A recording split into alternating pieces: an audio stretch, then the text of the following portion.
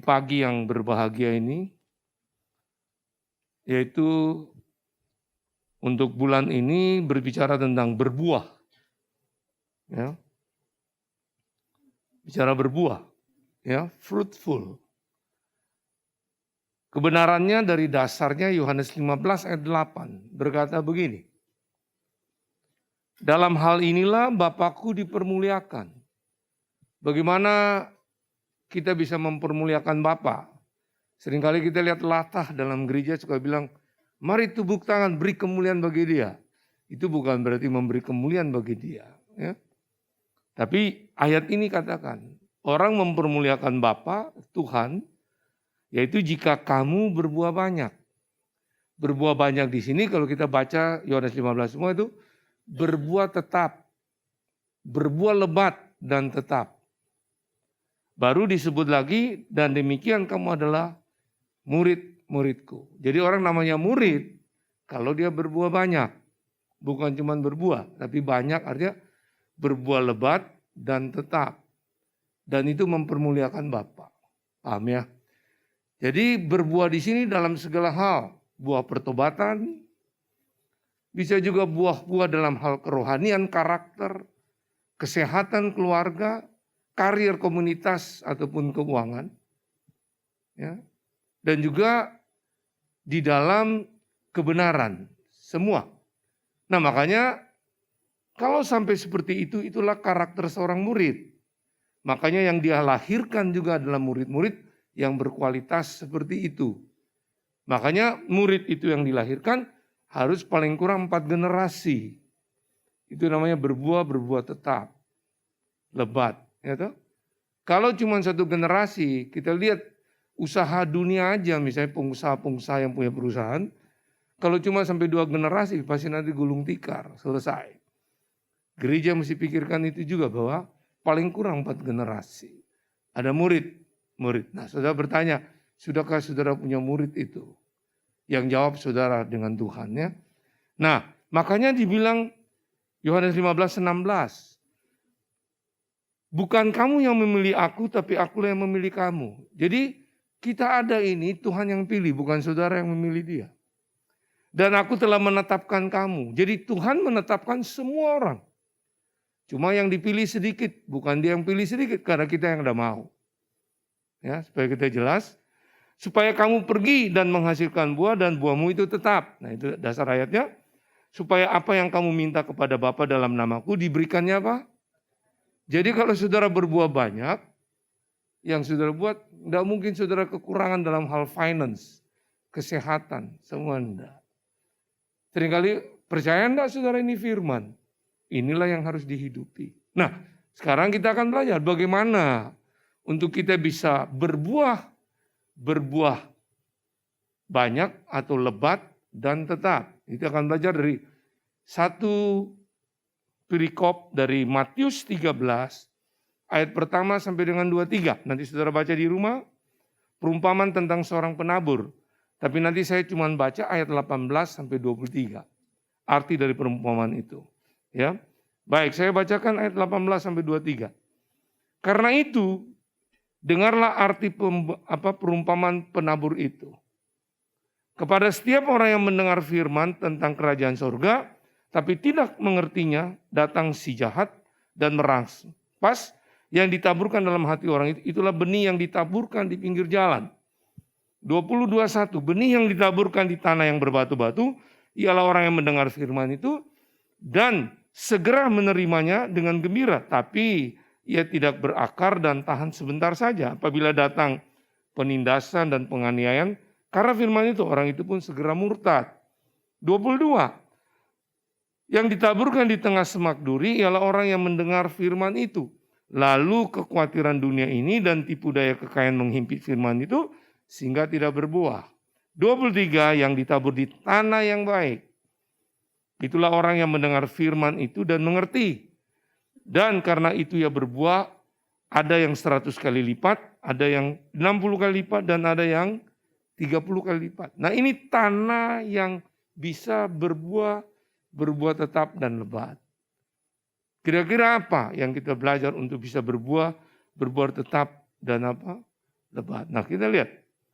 Tuhan itu tidak sedang menantikan kehidupan kita yang hanya bertumbuh. Perhatikan baik-baik. Melainkan juga kehidupan yang berbuah. Jadi bukan bertumbuh. Karena kalau bicara bertumbuh, itu masih berfokus pada diri sendiri.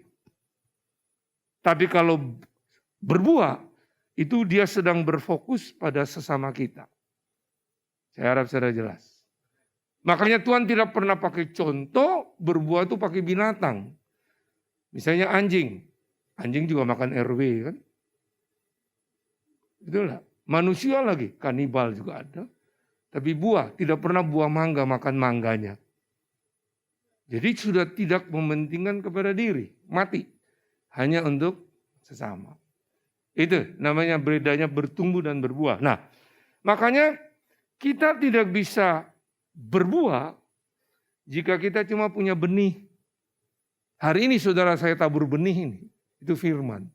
Kalau saudara cuma main punya benih, saudara pulang, tidak berbuah. Makanya saudara bingung hidup di saat ini.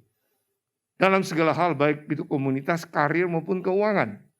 Sedangkan Tuhan tadi bilang gini, apa saja yang kau minta akan dia diberikan. Kalau berbuah banyak, berbuah lebat dan tetap. Itu saudara harus mengerti itu ya.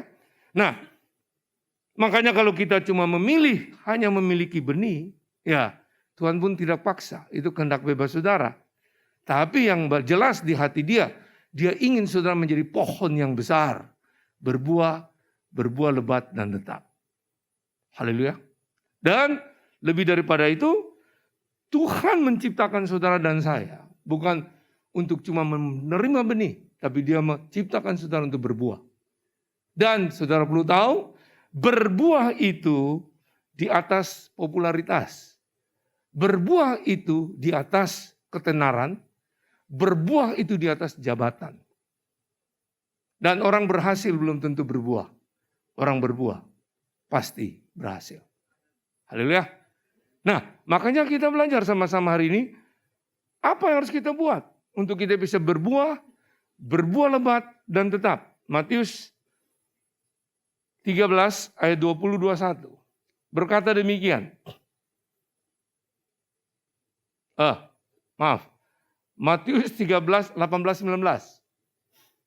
Karena itu dengarlah arti perumpamaan penabur itu. Kepada setiap orang yang mendengar firman tentang kerajaan sorga, tetapi tidak mengertinya, datanglah si jadang dan merampas. Yang ditaburkan dalam hati orang itu, itulah benih yang ditaburkan di pinggir jalan. Kenapa bisa diambil? Sebenarnya firman itu tidak diambil oleh iblis. Kita yang tidak mau membuat benih itu dengan keputusan kita untuk berbuah. Ini perumpamaan. Ya. Jadi supaya bisa berbuah dan berbuah tetap, saudara tidak dipengaruhi intimidasi. Apa saudara? Tidak dipengaruhi intimidasi. Itu yang harus saudara berputusan. Kadang-kadang kita cuma dengar ada intimidasi datang. Itu kan zaman 2000 tahun yang lalu. Mana ada keadaan sekarang seperti ini? Apalagi di tengah-tengah COVID-19. Tuhan sih Tuhan. Firman sih firman. Tapi gua lapar. Tapi ini kata firman. Jadi kita harus tidak dipengaruhi intimidasi. Sistem dunia yang keluar dari kebenaran. Iblis yang memakai kekuatan celah-celah yang saudara buka. Itu. Ya. Dan juga daging. Itu yang bisa mencuri. Ya. Makanya kita lihat dalam 1 Petrus 5 ayat 8. Berkata begini. Sadarlah dan berjaga-jagalah. Lawanmu si iblis berjalan keliling sama seperti apa? Singa yang mengaum-ngaum mencari orang yang apa? Dapat ditelannya. Nah, perhatikan di sini. Iblis digambarkan seperti singa yang mengaum-ngaum. Mencari yang dapat ditelan. Berarti ada yang tidak dapat ditelan. Orang-orang yang tidak dapat ditelan adalah orang-orang yang tidak terintimidasi. Mengaum itu iblis cuman kerjanya mengaum-ngaum, mengintimidasi. Karena dia sudah kalah 2000 tahun yang lalu. Yang percaya lambaikan tangan saudara. Jadi tidak ada lagi. Dia tidak punya kekuatan. Cuma waktu dia mengaum, mengintimidasi. Saudara terpengaruhi, saudara meresponi dia. Terbukalah hati itu. Diambil kekuatan saudara. Saudara mati kali ini. Saudara habis hari ini. Di tengah-tengah COVID ini ekonomi hancur. Saudara mulai mikir, stres. Imun turun. Terpapar dan sampai terkapar. Karena khawatir dan takut. Dari kita sudah nyanyi, burung di udara aja dia pelihara, rambut satu lembar aja jatuh dia hitung. Jadi kita harus tahu bahwa kita disuruh lawanlah, sadar dan berjaga-jaga. Kata berjaga-jaga itu begini, saudara tidak perlu lagi berperang dengan iblis dengan bagaimana kayaknya pakai kekuatan tenaga, tidak perlu. Berjaga-jaga itu Roma 8 ayat 37 bilang saudara sudah lebih daripada pemenang. Haleluya. Jadi berjaga-jaga sebagai orang bilangan lebih daripada pemenang. Semua benih yang saudara dapat itu dikumandangkan. Jelek kamu iblis. Ngapain lu cerewet ganggu gua? Gua sudah lebih daripada pemenang. Dan saudara hidupi itu. Dia tidak bisa menerkam saudara. Akhirnya kita berbuah. Dalam karakter kita, kerohanian kita menjadi berkat. Jadi murid yang melahirkan murid yang berkarakter. Ya, jadi kita lihat di situ. Cuman itu. Makanya benih itu jangan disimpan, perlu diproklamirkan dan dihidupi untuk bisa berbuah. Ya. Nah, orang-orang yang betul-betul tidak bisa dipengaruhi oleh intimidasi, itu pasti dia bersandar sepenuhnya cuma kepada Tuhan, firman. Ya, pasti dia bersandar situ karena apa? Kehidupannya dalam diri kita akan terus menghasilkan buah yang baik. Jadi kalau kita terus memperkatakan kebenaran dan mempercayai untuk menghidupi itu, tidak keluar daripada area lebih daripada pemenang. Kehidupan Tuhan itu akan makin bertumbuh. Itulah yang membuat berbuah tetap dan lebat. Haleluya. Ya. Jadi saya harap saudara jelas itu, dan orang-orang yang betul-betul tidak terintimidasi, dia melihat ke depan hidupnya itu dengan iman. Ya, dengan iman. Selain itu, bukan hanya dengan iman, tapi punya keberanian dan semangat kepada kehidupan yang mulia dan berbuah. Kita lihat ke depan dengan iman, artinya apa kata firman? Dengan keberanian, sikap hati yang percaya. Bahwa tidak mungkin. Nah kalau saudara sudah tidak percaya itu firman, repot kita. Saudara akan bingung. Dia bilang, kamu akan minta apa saja diberikan. Nah ini saya harap saudara jelas di sini. Nah makanya ini cuma saya sebenarnya ulang-ulang. Sama saja waktu saya Juni terpapar COVID. Tapi tidak sampai terkapar. Itu sama, saya dimasukin di rumah sakit. Tadinya rumah sakit penuh, akhirnya masuk rumah sakit. Yang tidak ada ICU-nya untuk orang-orang yang kena COVID. Apalagi ventilator. Sedangkan saya dikatakan sudah cukup parah. Punya CTR, itu cuma 14. Seluruh tubuh saya sudah terserang virus. Baik jantung saya, dimer saya, darah, semua. Dan masuk di rumah sakit itu tidak ada antivirus yang ada. Kosong semua, tidak ada yang untuk naikkan IL-6 yaitu Actemra. Tidak ada. Nah coba bayangin waktu itu kalau saya tidak kembali percaya, dia penyembuh. Di waktu saya duduk, saya berada dalam naungan perlindungan Maha Tinggi. Waktu saya bermalam, saya dalam naungan Maha Kuasa. Jadi saya bilang, sudahlah, tidak ada itu, saya percaya Tuhan buat sesuatu. Hari 1, 2, 4, itu kritis saya. Tapi waktu saya mengerti ini, ada kekuatan turun, yang tadinya saya tidak punya balance lagi, punya pikiran, apa sudah tidak bisa. Waktu saya berdoa dalam bahasa roh, Roh Kudus mengambil doa itu. Sampai hari ini saya masih bisa hidup. Itu karena mujizat, keajaiban Tuhan yang hebat. Ya mesti kita percaya itu semua firman. Ya, itu saya tentang kita perlu latih itu. Nah, yang berikut lagi dengan cepat, kita lihat Matius 13 ayat 22-1. Benih yang ditaburkan di tanah yang berbatu-batu ialah orang yang mendengar firman itu dan segera menerimanya dengan gembira, happy. Tapi ia tidak berakar dan tahan sebentar saja. Apabila datang penindasan, penganiayaan karena firman itu, orang itu pun segera apa? Murtad. Kebenaran yang kedua bisa kita belajar dari ayat 20-21 artinya gini. Supaya kita bisa berbuat dan berbuat tetap. Supaya tidak terhimpit, tidak lain. Kita harus mendengar dan menghidupinya secara konsisten. Mendengar dan apa? Menghidupinya. Makanya jangan cuma NATO, no action, talk only. Ataunya babi seksi. You know babi seksi? Banyak bicara, sedikit aksi. Babi guling. You know? Banyak bicara, bingung dan linglung. Ya. Jadi mari orientasi kita cuma firman. Itu jadi mendengar dan menghidupi secara apa?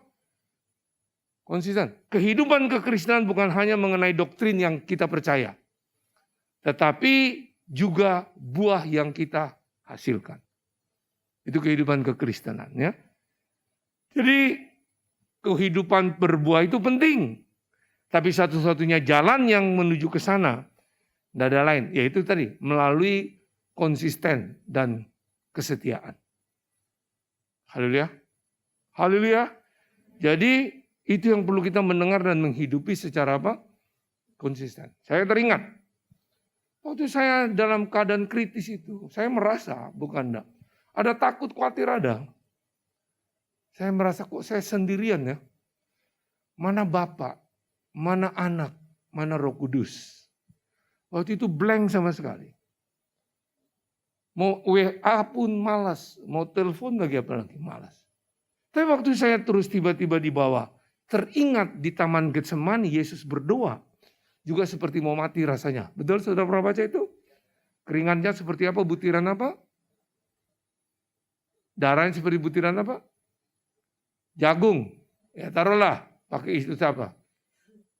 Tapi saudara lihat, waktu doa berikutnya dia tidak lagi seperti orang ketakutan dan khawatir. Dia cuma bilang gini, kiranya cawan ini harus berlalu bukan kehendakku tapi kehendak, yaitu kehendak Bapa. Waktu dia takut, khawatir waktu itu. Sebenarnya secara dia sedang merasa juga ditinggalkan oleh Bapa dan Roh Kudus. Tapi saya percaya waktu dia ingat kenapa dia ada di muka bumi, Bapa mengutus dia oleh kuasa Roh Kudus. Darahnya dibutuhkan untuk menyelamatkan dunia ini, yaitu saudara dan saya. Jadi waktu dia dapat pengertian itu, saya percaya, tidak lagi doanya ketakutan dan khawatir. Dia mulai serahkan pada Allah. Saya waktu diberi pengertian itu, saya bilang, tidak akan gue mati sekarang. Pasti masih ada yang Tuhan punya rencana besar di balik itu. Makanya hari ini masih bisa bernafas, ketemu kalian untuk nama Tuhan dipermuliakan. Jadi kembali kita harus konsisten situ. Semua kembali ingat firman, hidupi, praktek. Justru di saat-saat kejepit, sudah akan lihat demonstrasi Tuhan yang hebat. Ya. Jadi kesetiaan itu syaratnya Tuhan. Berbuah adalah pahala dari Tuhan. Haleluya. Nah makanya di hidup saat ini, supaya saudara bisa berbuah dan berbuah tetap dan lebat, saudara harus hidup balance antara berkat dan beban. Banyak kita kan sukanya berkat aja. Waktu usaha kita sebelum COVID-19 begitu diberkati. Terus kita lupa waktu saat-saat ini, begitu terpuruk. Kita cuma maunya berkat saja. Sedang berkat dan bebannya harus balance. Orang mengalami kesembuhan itu berkat. Tapi menjaga untuk tetap sehat, itulah beban. Jadi harus balance. Jelas? Rindu punya anak. Sudah sekian tahun belum melahirkan. Tiba-tiba hamil. 9 bulan 10 hari melahirkan. Itu berkat. Tapi bebannya harus bangun tengah malam nyusui anak. Setuju? Jadi itu hidup. Hari ini Tuhan sedang latih kita untuk balance. Kalau saudara fokus cuma berkat, keliru, makanya kita stres, tertekan. Ya. Saudara kan bingung hari-hari ini.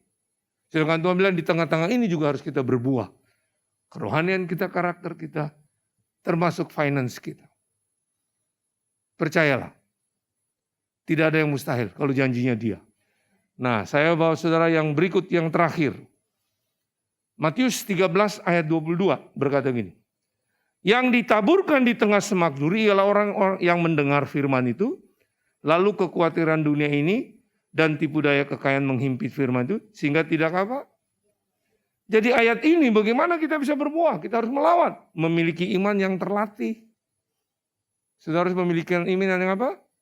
Terlatih. Makanya 1 Petrus 5 ayat 9 bilang begini, lawanlah dia dengan iman yang teguh.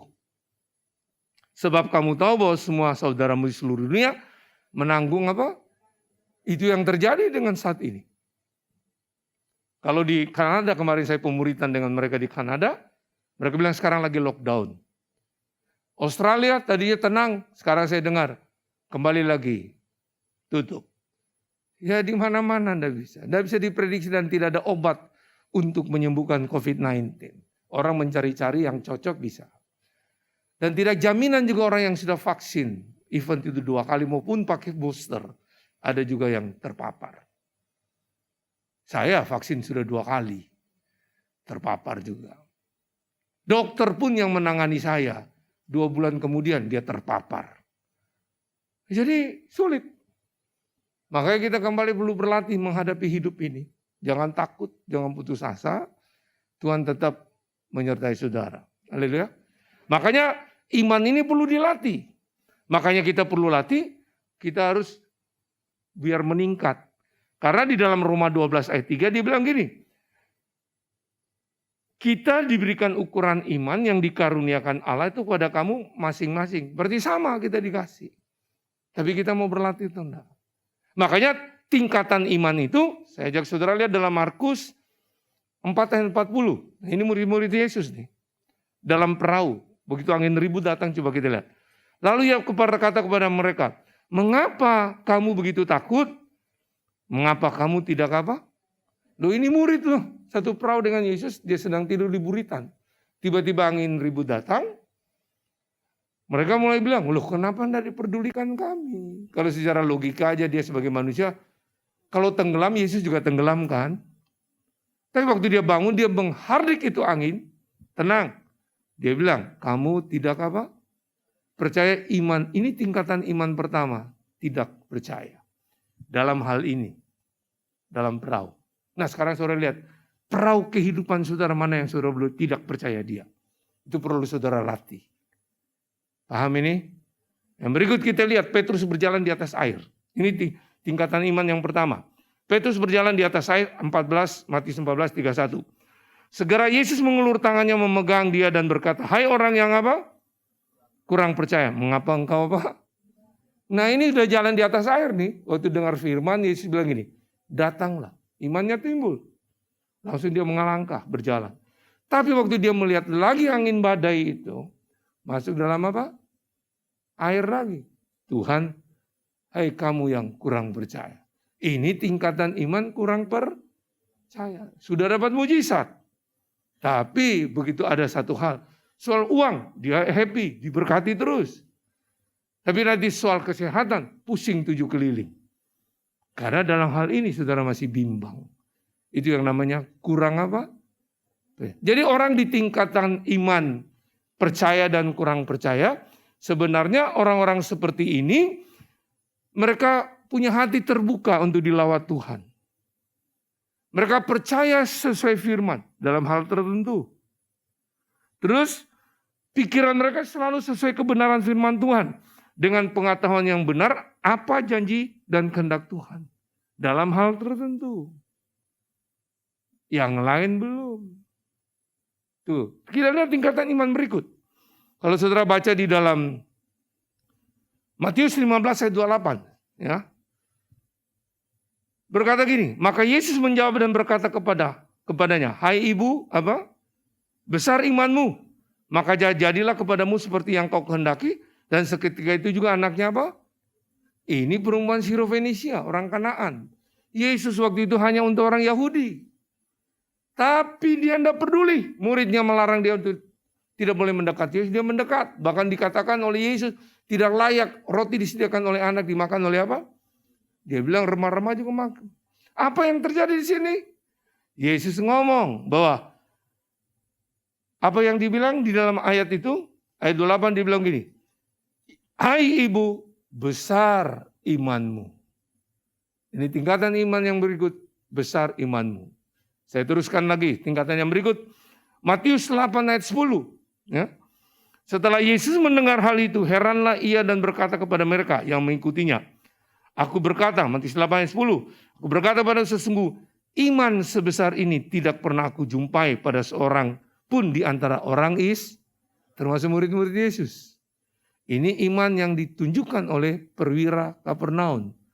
Waktu hambanya sakit, dia bilang, cukup perkatakan saja. Tidak usah datang Yesus ke rumah.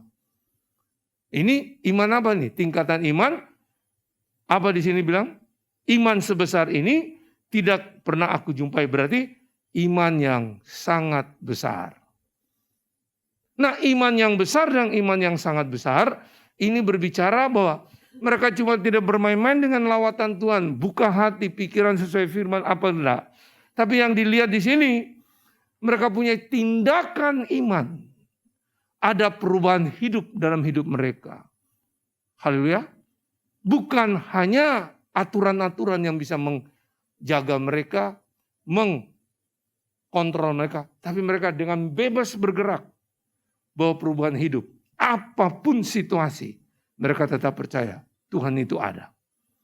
Nah, ini yang perlu saudara latih. Sampai ke tingkatan iman yang sangat besar. Haleluya. Saudara yang lebih tahu, ini perahu hidup saudara. Di mana yang belum hanya baru sampai tingkatan percaya, kurang percaya, harusnya sampai iman yang besar dan sangat besar. Haleluya. Jadi apa kata firman? Semua itu harus kita latih dan membuat perubahan hidup. Ya. Dan itu pasti ada kala kita waktu berlari itu ada rasa khawatir takut. Ya. Waktu orang tua saya meninggal, satu-satunya peninggalan yang saya tidak kasih orang, gantungan virus infus yang pakai apa? Ternyata Tuhan sudah tahu kamu butuh waktu itu. Itu akhirnya saya pakai. Nah, coba kalau saya menggerutu, kecewa dengan fasilitas seperti itu. Tapi akhirnya mereka yang malu. Besoknya langsung rumah sakit beli gantungan infus. Karena habis waktu itu. 29 kamar penuh semua dengan orang kena COVID. Tapi saya melihat, begitu kita cuma tahu memelatih iman kita, pertolongan Tuhan datang tepat pada waktunya. Jadi saya minta saudara bicara fruitful ini jangan putus asa. Bahwa Tuhan itu tetap mengasihi saudara. Jadi kita lihat untuk bisa berbuah tetap lebat dan tetap tidak dipengaruhi intimidasi, mendengar dan menghidupinya secara konsisten, memiliki iman yang terlah. Jesus love you abundantly. Tuhan mengasihi saudara berlimpah-limpah, Tuhan memberkati saudara. Haleluya.